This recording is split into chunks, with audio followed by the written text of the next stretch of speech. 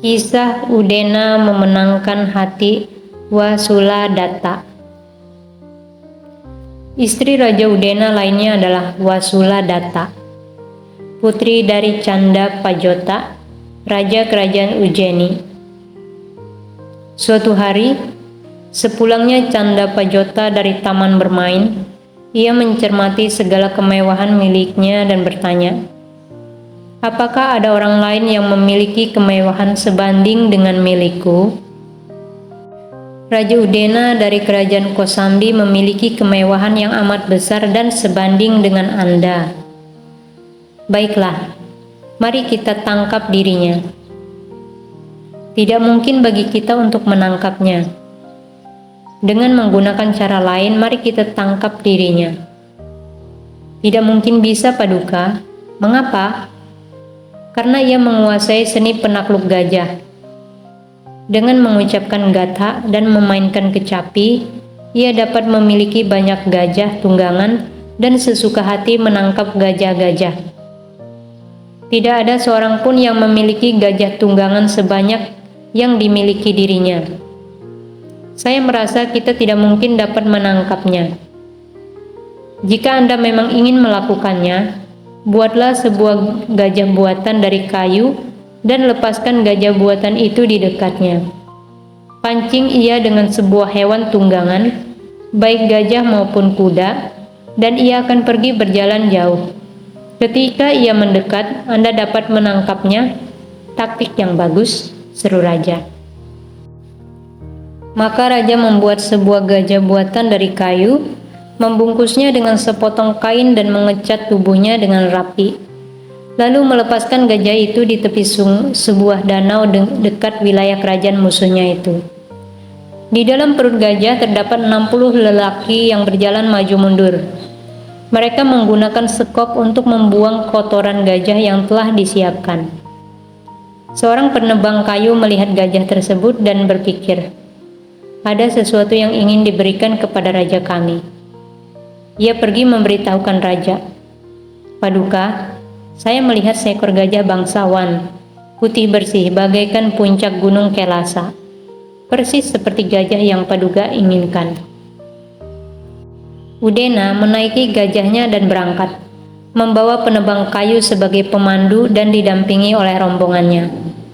Perburuan yang dilakukan Udena diamati oleh para pengintai yang pergi memberitahukan kepada Canda Pajota. Canda Pajota langsung memerintahkan pasukan untuk mengepung musuhnya dengan tetap menjaga jarak di antara mereka.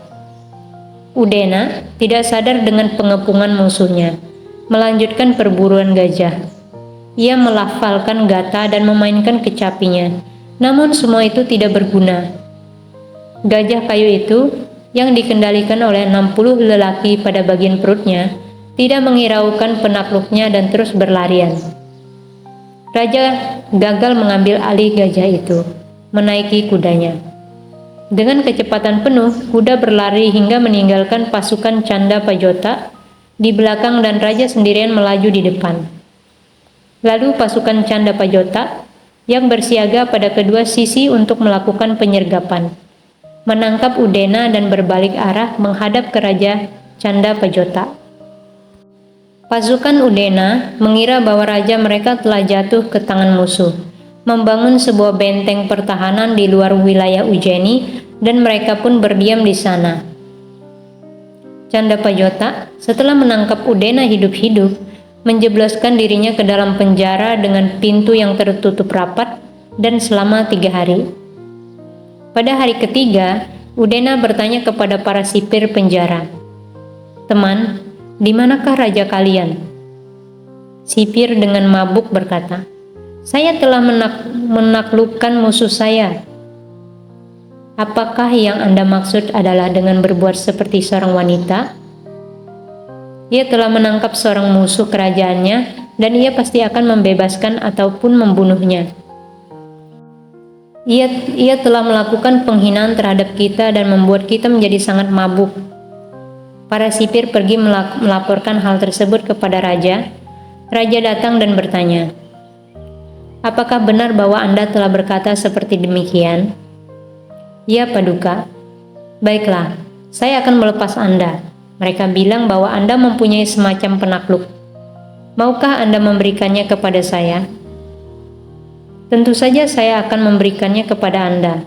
Tetapi ketika Anda menerimanya, Anda harus memberiku penghormatan. Saya memberimu penghormatan? Saya tidak akan memberimu penghormatan. Kalau begitu, saya tidak akan memberikannya kepada Anda. Bagaimana kalau saya mengeksekusi dirimu? Lakukan saja. Anda adalah Tuan yang menentukan nyawaku, bukan saya yang menentukan. Tatkala raja mendengar tantangan dari Udena, ia sendiri berpikir, bagaimana saya bisa memperoleh penakluk di dunia ini? Saya tahu, saya akan menyuruh putri saya sendiri untuk mempelajarinya. Lalu ia akan mengajari saya, sehingga orang lain tidak dapat mempelajari penakluk tersebut. Maka ia berkata kepada Udena, apakah Anda akan mengajarkan penakluk itu kepada orang yang memberi penghormatan kepada Anda? Ya, Paduka. Baiklah kalau begitu. Di dalam istana kami terdapat seorang wanita berbadan bungkuk. Ia akan duduk di belakang sebuah tirai. Anda tetaplah berada di luar dan hafalkan penakluk tersebut untuknya. Baik, ia berbadan bungkuk maupun pincang, saya tetap akan mengajarinya penakluk ini, dengan syarat ia harus memberi penghormatan terhadap saya.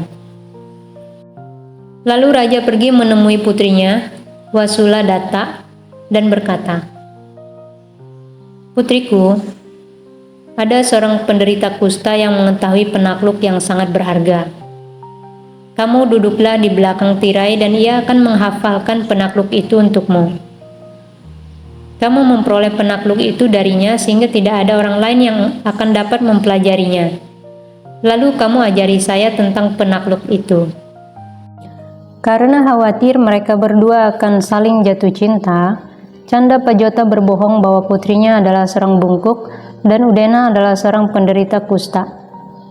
Maka Wasuladatta duduk di belakang tirai dan Udena berada di luar untuk menghafalkan penakluk kepada Wasuladatta. Suatu hari, Udena mengulang kata dari penakluk itu kepada Wasuladatta berulang-ulang kali. Namun Wasuladatta tidak mampu mengucapkannya secara tepat. Kemudian Udena berteriak, dasar bungkuk, lidahmu terlalu tebal dan pipimu terlalu tembam. Saya ingin sekali menampar wajahmu. Begini cara ucapnya. Wasuladatta membalas dengan marah, dasar penderita kusta, apa maksudmu itu? Mengapa kamu sebut diriku bungkuk? Udena membuka sedikit tirai itu dan bertanya, siapa kamu? Kata gadis itu, saya Wasuladatta, putri raja. Ia mengatakan kepada saya bahwa kamu adalah seorang penderita kusta. Mereka berdua berkata, ia pasti khawatir kita berdua saling jatuh cinta. Lalu mereka berdua saling jatuh cinta. Sejak saat itu tidak ada lagi pelajaran tentang penakluk. Raja secara rutin bertanya kepada putrinya, putriku, apakah kamu sedang belajar? Ya, ayah. Pada suatu hari, Udena berkata kepada Wasuladatta, sayangku, seorang suami dapat melakukan hal yang tidak dapat dilakukan oleh ayah, ibu, atau saudara lelaki, atau saudara perempuan. Jika kamu menyelamatkan nyawaku, saya akan memberikan 500 pembantu wanita untukmu dan menjadikan dirimu sebagai permaisuriku. Jika kamu memenuhi semua janjimu, saya akan menyelamatkan nyawamu. Sayangku, saya pasti akan memenuhinya. Baiklah suamiku. Maka Wasuladatta pergi menemui ayahnya, memberinya salam hormat, dan berdiri dengan hormat pada satu sisi. Ayahnya bertanya kepada dirinya, putriku, apakah tugasmu telah selesai? Belum sepenuhnya selesai, ayah. Apa yang kamu perlukan, putriku? Kita harus menggunakan sebuah pintu dan gunung, ayah. Mengapa permintaannya seperti itu? Ayah, ini adalah apa yang dikatakan oleh guruku. Agar penakluk itu manjur, diperlukan obat herbal tertentu. Dan hanya dapat diperoleh di malam hari ketika bintang-bintang bermunculan. Karena itulah, kapanpun kita harus pergi keluar. Baik masih pagi maupun larut malam, kita harus mempunyai sebuah pintu dan gunung untuk kita gunakan. Baiklah, kata raja menyetujuinya. Mereka berhasil memperoleh izin untuk menggunakan pintu yang setiap saat dapat mereka gunakan dengan sesuka hati. Pada saat itu, raja memiliki 5 jenis kendaraan. Seekor gajah betina bernama Bhadawati yang mampu berjalan sejauh 50 yojana sehari. Seorang budak bernama Kakak yang mampu berjalan sejauh 60 yojana sehari. 2 ekor kuda betina, Celakanthi dan Munja Kesi, yang mampu berjalan sejauh 100 yojana sehari, dan seekor gajah bernama Nalagiri, yang mampu berjalan sejauh 120 yojana sehari.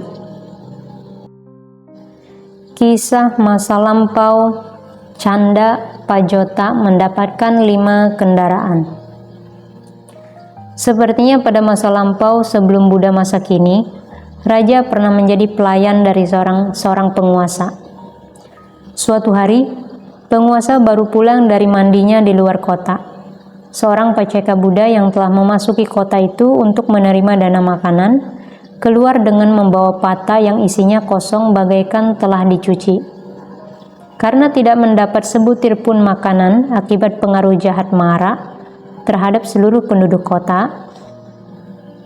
Memang saat paceka Buddha tiba di gerbang kota, Mara menghampirinya dengan menyamar dan bertanya, "Bhante, apakah Anda menerima sesuatu? Tapi apakah Anda mampu membuat saya dapat menerima sesuatu? Baiklah kalau begitu, berbaliklah ke belakang dan pergi sekali lagi. Sekarang saya akan membuat Anda dapat menerima dana. Saya tidak akan kembali lagi." Sekembalinya paceka Buddha, Mara kembali merasuki seluruh tubuh penduduk kota dan menghinanya dengan tepukan tangan serta menertawakan beliau. Ketika penguasa tersebut melihat paceka Buddha kembali dengan mangkuk yang masih bersih, ia bertanya kepadanya, "Bhante, apakah Anda menerima sesuatu?" "Saya telah pergi berkeliling dan kembali keluar, saudara." Penguasa berpikir, "Yang mulia tidak menjawab pertanyaan saya. Beliau malah menjawab pertanyaan yang tidak saya tanyakan. Beliau pasti tidak menerima sesuatu pun." Penguasa melihat pata yang isinya kosong. Tanpa mengetahui secara pasti apakah makanan di rumah telah disiapkan atau belum, tanpa berani mengambil pata beliau, ia berkata, "Tunggu sebentar, Bhante." Setelah berkata demikian, ia pulang ke rumah dengan cepat dan bertanya, "Apakah makanan kita telah siap?" Mendapat jawaban bahwa makanan telah siap, ia berkata kepada pembantunya, "Teman, tidak ada seorang pun yang dapat berlari dengan cepat dibandingkan dirimu. Larilah secepat mungkin, dan ketika kamu telah sampai di tempat yang mulia, katakan pada beliau, 'Bhante, mohon berikan pata Anda.' Kemudian ambil patanya dan pulang temui saya." Dengan hanya sedikit kata dari tuannya, pembantu itu berangkat, mendapatkan pata dan membawanya pulang. Penguasa mengisi pata dengan makanannya sendiri dan berkata, "Bawakan ini kepada yang mulia secepatnya. Saya akan melimpahkan jasa kebaikan ini untukmu." Pembantu itu pergi dengan cepat mengembalikan pata kepada paceka Buddha, memberi penghormatan kepada beliau beserta 5 biku lainnya, dan berkata kepada beliau, "Bhante, waktu ini sangat cepat. Saya pulang dan kembali dengan secepat mungkin. Sebagai buah dari kecepatan ini, semoga saya memperoleh kendaraan yang masing-masing mampu berjalan sejauh 50, 60, 100, dan 120 yojana sehari." Tatkala saya pulang dan kembali, tubuhku dipanasi oleh sinar matahari. Sebagai buah dari perbuatan ini, dimanapun saya terlahir kembali, Semoga saya memiliki kekuatan yang sebanding dengan kekuatan sinar matahari. Tuanku telah melimpahkan jasa kebaikan ini untukku. Sebagai akibatnya, semoga saya dapat ikut menyelami dhamma yang telah Anda arungi. Paceka Buddha berkata, semoga tercapai, dan mengungkapkan rasa terima kasih melalui bait berikut ini. Semoga semua yang Anda harapkan dapat tercapai. Semoga semua harapan Anda dapat terpenuhi, bagaikan bulan purnama. Semoga semua yang Anda harapkan dapat tercapai. Semoga semua harapan Anda dapat terpenuhi, bagaikan permata bintang. Inilah perbuatan yang dilakukan oleh raja pada masa lampau. Kini ia adalah Canda Pajota. Dan sebagai akibat perbuatannya, ia memiliki 5 jenis kendaraan. Kisah masa lampau selesai. Suatu hari, raja pergi keluar untuk bersenang-senang di taman. Sekarang sudah saatnya untuk kabur, pikir Udena. Maka ia mengisi beberapa karung dengan logam emas dan perak. Menaruh karung tersebut di atas punggung gajah betina, membantu Wasula Datta menaiki gajah, dan pergi melarikan diri. Para pengawal selir melihat kejadian tersebut dan pergi memberitahukan raja. Raja memerintahkan pengejaran dengan sekuat tenaga. "Cepat kejar," katanya. Tatkala Udena merasa bahwa pasukan sedang melakukan pengejaran, ia membuka karung berisi emas dan menghamburkannya di sepanjang jalan. Pasukan yang mengejarnya berhenti untuk memungut logam-logam dengan berjalan tergesa-gesa. Lalu ia membuka karung berisi perak dan menghamburkannya di sepanjang jalan. Ketika pasukan yang mengejarnya menjadi lambat akibat sedang memungut logam perak, Udena telah sampai di benteng kota miliknya. Tatkala pasukannya melihat ia telah datang, mereka mengelilinginya dan mengantarnya pulang menuju Kosambi. Ketika mereka telah tiba di sana, ia mengadakan upacara penyambutan untuk Wasula Datta dan mengangkatnya sebagai istri raja.